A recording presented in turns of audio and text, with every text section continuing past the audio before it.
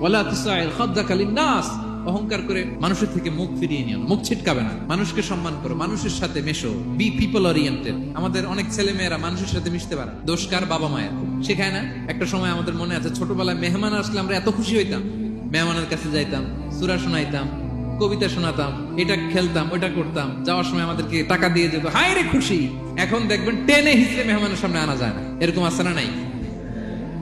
অনেক ফ্যামিলিতে এরকম আছে যে তারা সারাদিন ডিভাইস নিয়ে, এই ডিভাইস আসক্তি এত মারাত্মক পর্যায়ে পৌঁছেছে যে তারা মানুষের সাথে মিশতে পারে। এই পাবলিক ওরিয়েন্টেশনটা অনেকের নাই, পিপল ওরিয়েন্টেশন নাই।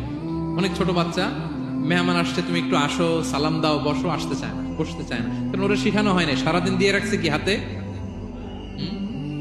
মোবাইল। যেন ছোটবেলা থেকে আমরা যেন সামাজিক বানাই, বাচ্চাকে যেন শেখাই, বাবা মুরব্বীকে দেখলে সালাম দিতে হবে। কি করতে হবে? ওরা শিখাবেন। অনেক সময় ছোট বাচ্চারা না বুঝে দারোয়ানের সাথে খারাপ আচরণ করে, ঘরের কাজের বুয়ার সাথে খারাপ আচরণ করে, ড্রাইভারকে বকা দেয়, আছে না নাই? ভদ্রতা, ডিসেন্ট ম্যানার আপনি শিখান নাই, তো শিখবে কোত্থেকে?